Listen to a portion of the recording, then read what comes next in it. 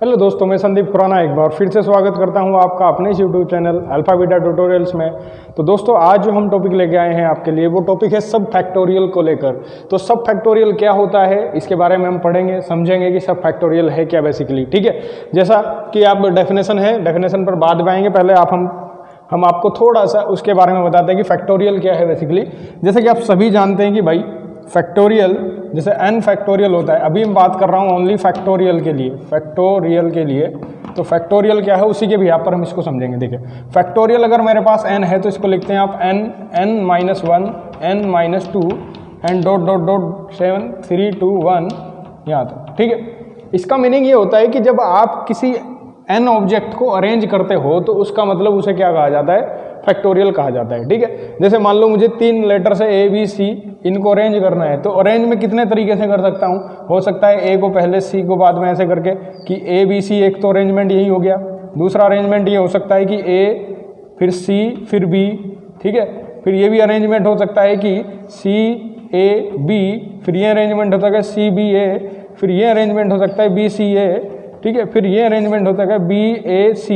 तो इस तरीके से हमारे पास 6 अरेंजमेंट आते हैं। ठीक है नहीं, तो ये जो सब है ये कहलाता है फैक्टोरियल। ठीक है, बट सब फैक्टोरियल क्या है बेसिकली, ये जो है सब फैक्टोरियल, इसका मतलब ये होता है कि the number of permutation of object in which no object appear in its natural places. मतलब ये एक तरीके का परमुटेशन नहीं है, अरेंजमेंट नहीं है। ये बेसिकली क्या है कि अरेंजमेंट की तरीके से डी अरेंज करना होता है। क्या करना होता है, डी अरेंजमेंट।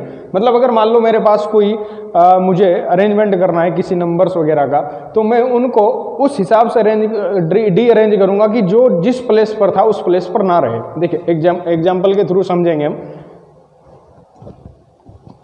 ये फैक्टोरियल हटाए थे अभी, तो अभी इसके बारे में समझते हैं। देखिए, समझना इस बात को ध्यान से। तो बेसिकली है क्या, डी अरेंज करना है। डी अरेंजमेंट है, किसका डी अरेंजमेंट है, नंबर्स का। जैसे मान लो मैंने कहा कि भाई 1 2 3, इनको मुझे क्या करना है, अरेंजमेंट करूँ। इनको पहले अगर अरेंजमेंट करता हूँ तो इनके अरेंजमेंट कितने बनेंगे, देखो एक तो यही हो गया 1 2 3, इसका अरेंजमेंट हो गया 1 2 3। दूसरा अरेंजमेंट ये होगा 1 3 2, फिर तीसरा अरेंजमेंट ये होगा मान लो 2 1 3, ये अरेंजमेंट हो गया। फिर एक ये हो गया 3 2 1। ठीक है, फिर अरेंजमेंट हो गया भाई 2 3 या 3 1 2, एक अरेंजमेंट हो गया, या 2 3 1, ये अरेंजमेंट हो गया। ठीक है, ऐसे करके 6 अरेंजमेंट है। ठीक है, लेकिन ये तो अरेंजमेंट है। अगर मैं डी अरेंजमेंट की बात करूं तो डी अरेंजमेंट का मतलब डेफिनेशन के अकॉर्डिंग कि जो ऑब्जेक्ट जिस नंबर पर थी पहले से उस नंबर पर नहीं आनी चाहिए। जैसे अगर हम बात कर रहे हैं यहाँ पर इसकी बात करें तो 1 1 पे है, 2 2 पे है, 3 3 पे है। ठीक है, अब ये 1 वे 1 नहीं होना चाहिए, उसको डी अरेंजमेंट कहते हैं। 2 नंबर जहाँ फिक्स है उस पोजीशन पर नहीं होना चाहिए, उसको डी अरेंजमेंट कहते हैं। जैसे ध्यान से देखिएगा, अगर मैं इसकी बात करूँ, क्या ये मेरा डी अरेंजमेंट होगा, लेकिन नहीं होगा क्योंकि 1 1 पे ही है जहाँ पहले था। इस दूसरी बात करते हैं, देखिए क्या ये होगा, लेकिन इसमें 3 है। 3 क्या है भाई, 3 नंबर पे है जो अरेंजमेंट में पहले से ही है, लेकिन ये डी अरेंज नहीं है। तो इसको देखते हैं, क्या ये डी अरेंज है, नहीं। यहाँ पर 2 कहाँ पर है, उसी पोजीशन पर है जैसे 2 आया था। क्या ये डी अरेंज है, हाँ ये कह सकते हैं, क्योंकि 1 अपनी पोजीशन से हट गया, 2 भी अपनी पोजीशन से हट गया, तो this is set of D arrangement. क्या ये डी अरेंजमेंट का सेट है, तो बिल्कुल डी अरेंजमेंट का सेट है। तो इस तरीके से इसके नंबर ऑफ डी अरेंजमेंट कितने आए हैं, 2 आए हैं। तो यानी कि कितनी ऑब्जेक्ट के, 3 ऑब्जेक्ट के। यानी कि मैं लिख सकता हूं कि number of derangement of 3 object equal to 2। कितना है भाई, 2 आए। तो इसका मतलब ये हो गया कि डी अरेंजमेंट को हम डिनोट ऐसे करते हैं, यानी कि सब फैक्टोरियल को हम ऐसे डिनोट करते हैं कि ये लेफ्ट फैक्टोरियल भी बोला जाता है। तो ये इक्वल टू कितना हो गया, 2 हो गया। बात क्लियर है, समझ में आ रही बात। तो इसका मतलब क्या है बेसिकली, ये जो सब फैक्टोरियल है ये उन चीज़ों को डी अरेंज करने की कंडीशन में यूज किया जाता है। मतलब जब हमें अरेंज ना करनी हो चीज़ें, क्या करनी हो, डी अरेंज। और डी अरेंज भी ऐसी कंडीशन में कि जिस पोजीशन पर जो ऑब्जेक्ट थी वो उसी पोजीशन पर ऑक्यूपाइड ना हो, उसी पोजीशन पर ना हो, उसी दूसरी पोजीशन पर आ सकती है, उसी को डी अरेंजमेंट कहते हैं। ठीक है, तो ये कुछ फंडा है इसका। जैसे मान लो हम अगर बात करें, अब आपसे पूछा जाए कि अगर मान लो कहा कि 2 फैक्टोरियल बराबर आपका 2 गुणा 1 है, तो सब फैक्टोरियल 2 कितना होगा, सब फैक्टोरियल 2 कितना होगा। तो आइए देखते हैं इस पर भी।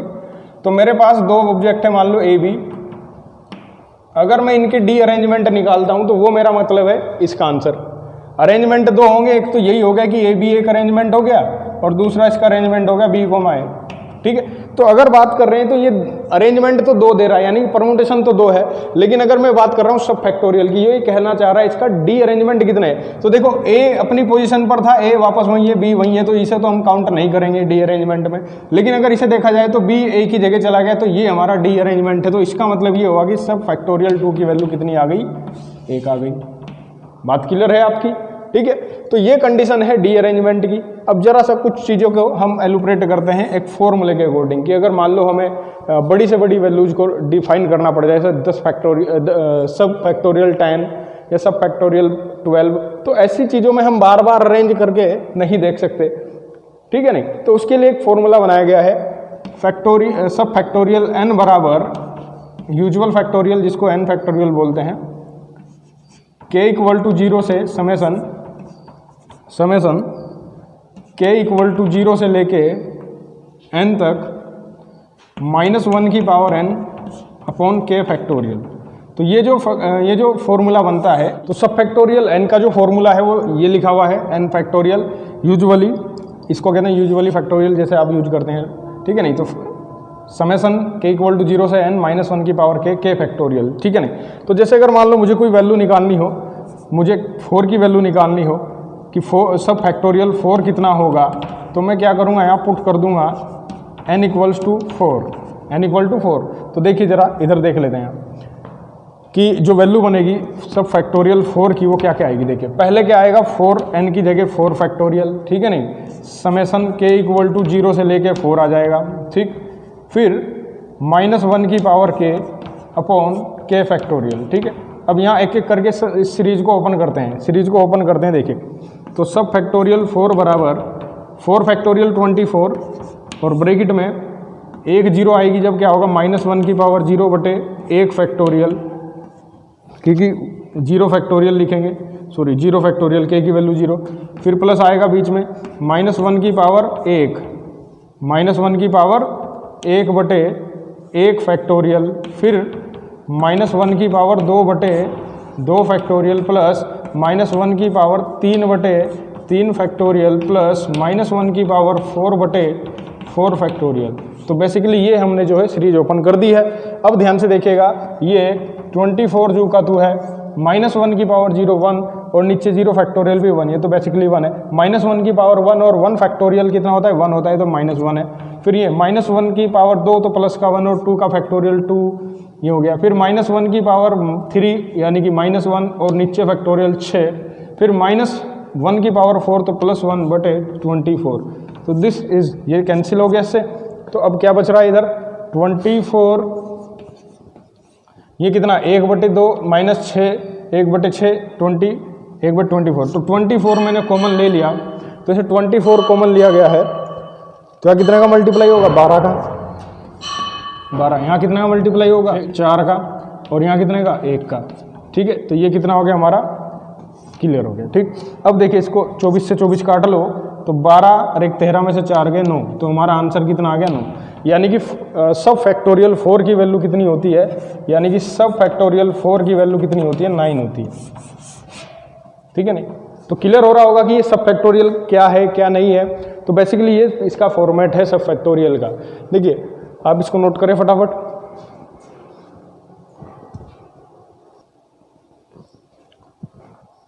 तो ये अब जरा कुछ सब फैक्टोरियल की वैल्यूज देख लेते हैं। जैसे 0 का सब फैक्टोरियल 1 होता है, 1 का सब फैक्टोरियल 0 होता है, 2 का सब फैक्टोरियल 1 होता है, 3 का सब फैक्टोरियल 2 होता है, और 4 का सब फैक्टोरियल 9 होता है, 5 का सब फैक्टोरियल 44 होता है, 6 का सब फैक्टोरियल 625 होता है, और 7 का फैक्टोरियल 1854 होता है, और 8 का सब फैक्टोरियल आपका 14833 होता है, ठीक है।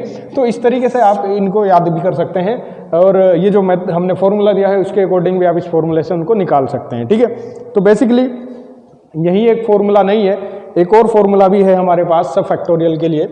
तो वो भी आप यूजुअली यूज कर सकते हैं। जैसे मान लो सब फैक्टोरियल n बराबर, ये एक फॉर्मूला हम काम में लेते हैं कि n फैक्टोरियल अपॉन e, यहाँ नेपियर कांस्टेंट का काम करता है। इसकी वैल्यू मैं लगा दूं यहाँ पर, e की वैल्यू आप यूज करेंगे 2.7, ठीक है नहीं 2.3, जैसे भी आप यूज करना चाहे, ठीक है, इतना यूज कर लेंगे e की वैल्यू को बस। अब ये क्या है, ग्रेटेस्ट इंटीजर नहीं है, ये जो ब्रैकेट लग रहा है इसको हम पढ़ते इंटीजर ही, लेकिन ये ग्रेटेस्ट इंटीजर नहीं है। इसको बस पढ़ना क्या है, नियरेस्ट इंटीजर पढ़ना है। क्या पढ़ना है इसको, नियरेस्ट इंटीजर। ये मतलब उसके पास वाले इंटीजर को डिनोट करता है, ठीक है नहीं, पास वाले इंटीजर को डिनोट करता है। जैसे एक फॉर एग्जांपल हम जैसे मान लो ये 0 का सब फैक्टोरियल 1 कैसे आया है, इसको देखते हैं अरेंज करके। तो अगर मान लो हम बेसिकली बात कर रहे हैं कि 0 का सब फैक्टोरियल 1 है तो कैसे है, 0 का सब फैक्टोरियल 1 है तो कैसे है, देखिए ध्यान से समझना। अगर हम इसमें एक कंडीशन अप्लाई करें कि ये अरेंज करने वाली बात है कि किसी चीज़ को अरेंज करना है। अब मेरे पास कोई ऐसी चीज़ है जिसमें कुछ है ही नहीं, तो उसको अरेंज ही क्या करूँगा। तो अगर अरेंज करूँ या डी अरेंज करूँ एक ही तरीका होगा, तो इसलिए इसका आंसर 1 आया है। लेकिन फिर भी अगर हम फॉर्मूले के अकॉर्डिंग देखना चाह रहे हैं तो यहाँ देखिएगा आप 0 फैक्टोरियल मैंने n की जगह इसको पुट कर दिया, और 0 का फैक्टोरियल और e और ये नियरेस्ट इंटीजर, तो सब फैक्टोरियल ऑफ 0 कितना है, इसका आंसर है 1 और इसका 2.72 ग्रेट नियरेस्ट इंटीजर। अब देखिए जरा, इसको जब हम 0, इसको जब भाग देंगे 1 को किससे भाग देंगे, 2.7 से, तो सब फैक्टोरियल 0 की वैल्यू जो आने वाली है वो आएगी लगभग नियरेस्ट इंटीजर कितना 0.377 लगभग, ऐसा कुछ आएगा, ठीक है नहीं। तो अगर आप ध्यान से देख रहे हैं ये वैल्यूज किस इंटीजर के नियरेस्ट है बताइएगा, तो ये 1 के नियरेस्ट है, तो इसलिए इसका नियरेस्ट इंटीजर आ जाएगा आपका 1 आ जाएगा। क्लियर है। तो इस तरीके से आप और भी चीज़ों को निकाल सकते हैं कि भाई 0 का फैक्टोरियल 1 होता है। ऐसा एक अंतर भी निकाल सकते हैं इसमें कि इफ़ फैक्टोरियल 0 इक्वल टू 1 है, ये पूछा भी जा सकता है, तो इसका सब फैक्टोरियल 0 क्या होगा, तो आपने देख लिया ये भी 1 ही होगा, ठीक है नहीं, ये भी 1 ही होगा। लेकिन इस केस में जैसे मान लो हमारे पास ये 1 वाला केस है कि 1 वाला केस जो है सब फैक्टोरियल 1 इक्वल टू 0 है, तो ये क्यों 0 आया है, इसका क्या कारण है, ये भी देख लीजिए आप। ये सब फैक्टोरियल ऑफ 1 0 क्यों होता है, ठीक है, इस पर भी विचार करते हैं। ध्यान से समझना कि अगर मेरे पास कोई भी एक ऐसी ऑब्जेक्ट है जिसको मैं अरेंज और डी अरेंज करना चाहता हूँ, लेकिन नंबर उसमें एक ही है। जैसे अगर बेसिकली बात करी जाए एक सेट है, अरेंज करना है इसमें इस ऑब्जेक्ट को। अब अरेंज करेंगे तो एक ही तरीका होगा अरेंज करने का, तो लेकिन डी अरेंज तो नहीं हो सकता क्योंकि ए उसी पोजीशन पर रहेगा जहाँ है, तो इसलिए डी अरेंज करने की वैल्यू भी क्या हो जाएगी, उसकी 0 है, तो नो डी अरेंजमेंट। तो इसका कोई डी अरेंजमेंट नहीं है, इसका कोई डी अरेंजमेंट नहीं है, यानी कि डी अरेंजमेंट कितना है, वैल्यू 0 है, इसलिए इसका जो सब फैक्टोरियल है वो कितना आता है, 0 आता है। अगर आप चाहें तो इस फॉर्मूले से भी अप्लाई करके चेक कर सकते हैं, ठीक है। तो एक फैक्ट है, इस पर फैक्ट क्या है कि एक ऐसा नंबर भी एग्जिस्ट करता है दुनिया में जिसका जो वैल्यू है वो उसकी डिजिट के सब फैक्टोरियल के सम के बराबर होती है, यानी कि the only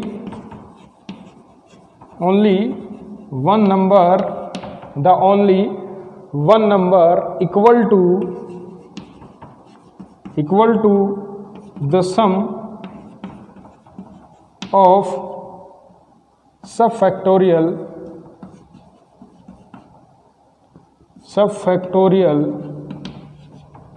of its digits.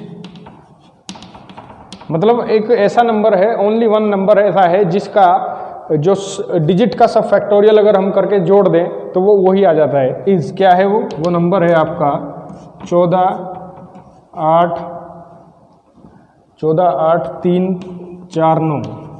तो ये बराबर होता है लगभग किसके कि भाई एक का सब फैक्टोरियल ऑफ 1 प्लस सब फैक्टोरियल ऑफ 4 और सब फैक्टोरियल ऑफ 8 प्लस सब फैक्टोरियल ऑफ 3 प्लस सब फैक्टोरियल ऑफ 4 प्लस सब फैक्टोरियल ऑफ 9, यानी कि इनकी वैल्यू को जोड़ने पर ये नंबर वापस आ जाएगा, ठीक।